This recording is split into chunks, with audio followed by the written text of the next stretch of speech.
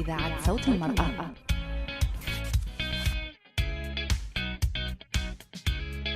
قصص نساء جزائريات تحدين الواقع وأثبتنا وجودهن على إذاعة صوت المرأة. إذاعة صوت المرأة.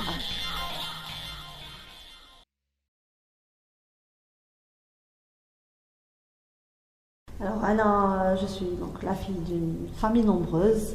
J'ai déjà plusieurs années où j'ai mon entreprise, un domaine très masculin qui est les relations publiques.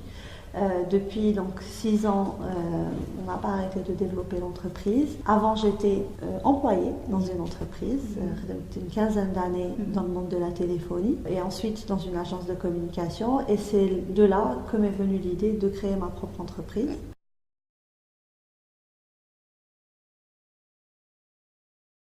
Alors, quand j'étais en entreprise, quand j'étais flagence, j'ai toujours voulu aller vers le digital. J'ai toujours aimé les nouvelles technologies, tout ce qui est nouveau. Donc, j'ai réfléchi, je me suis dit, pourquoi pas ne pas faire ça seule.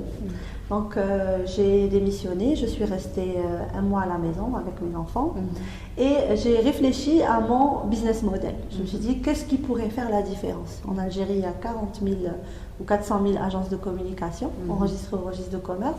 Donc, comment proposer une offre qui va m'aider à me différencier? Et donc, j'ai commencé à chercher et j'ai vu qu'il y avait une nouvelle tendance, c'était la e-influence, donc les RP 2.0. Et je me dis, tiens, ça c'est une bonne idée pour se démarquer dans un marché où l'offre n'existait pas.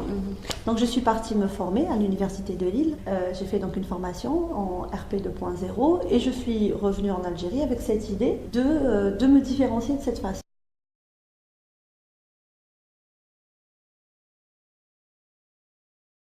Alors, beaucoup de technicité, très important. En fait, déjà,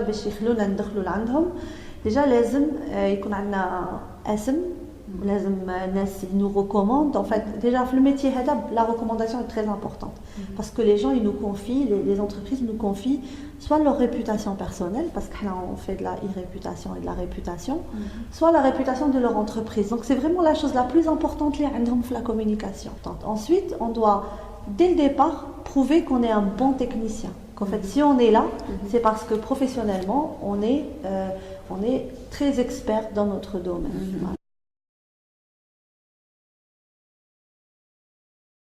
Dans mon parcours, je n'ai pas vraiment vécu de discrimination liée à la femme, très sincèrement. Et peut-être parce que le monde de la communication globalité, il y a beaucoup de femmes, donc j'ai pas vraiment ressenti. En plus, je n'ai pas pris de crédit, voilà, je n'ai pas eu besoin, j'ai pas demandé un foncier, etc. Donc j'ai entrepris avec mes propres moyens.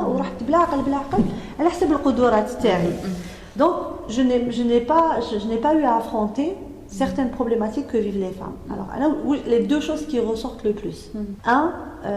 L'accès au financement, c'est une grosse problématique. Donc, quand les femmes vont vers les banques, il y en a même une qui m'a raconté dans une association, les bébés qui vient, il se porte garant. Il se porte garant. Quand un jeune homme va demander un crédit, on ne lui demande pas à ce que son père vienne se porter garant. كاين يقولوا لهم non, لازم يجي معك راجلك ولا باباك ولا un homme يجي معك باش نعطوك crédit. Donc ça c'est quelque chose qui est aberrant et qui n'est pas normal. On accepte la femme dans des petits projets entrepreneuriaux, qu'elle fabrique des gâteaux, que ce soit des petites entreprises, mais dès qu'on passe à l'industrie, d'ailleurs, il n'y a pas beaucoup de femmes dans l'industrie. Si on vous pose la question, vous me dites que je ne sais même pas SNF.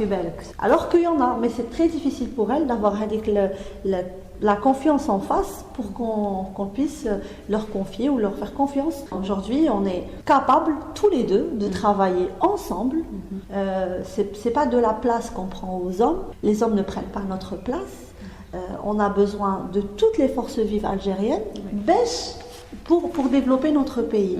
Les femmes, malheureusement, aujourd'hui en Algérie, restent toujours dans des petites industries. Elles ont beaucoup de mal à aller vers des industries plus importantes, créatrices de richesses plus importantes, plus d'emplois, etc. On a besoin aussi que les hommes prennent la parole et disent c'est possible, si moi j'ai réussi, c'est que toi aussi tu peux réussir.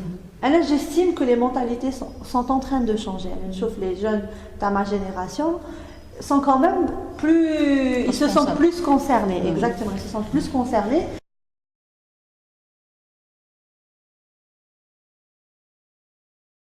moi, ils ont cherché, les pays Natal Maghreb, ils ont cherché des ambassadeurs pour mettre en place surtout des conversations autour de l'autonomisation des femmes. Ouais. Ce programme était très important parce que l'autonomisation de la femme permet un meilleur niveau de vie pour toute la famille et surtout éloigne la femme de certaines grandes problématiques. Donc on a essayé de créer comme ça des conversations. Bon, moi je suis restée dans des sujets qui me ressemblent, mais il y a d'autres personnes qui travaillent sur des sujets comme les femmes battues, etc. Moi je suis restée dans l'entrepreneuriat.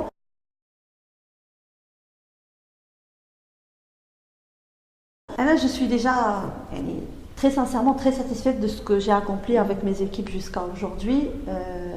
Bien sûr, j'aimerais faire mieux et plus, mais c'est même pas dans l'entrepreneuriat, c'est vraiment dans le monde associatif. J'aimerais vraiment plus m'impliquer. J'estime que j'ai eu beaucoup de chance. Voilà. Aujourd'hui, je suis chef d'entreprise, ma famille m'a soutenue, voilà, le milieu m'a acceptée en tant que femme entrepreneur. Ce que j'aimerais dans 10 ans, ce serait vraiment d'être dans le monde associatif et je pourrais plus m'impliquer dans le monde associatif. إذاعة صوت المرأة. إذاعة صوت المرأة.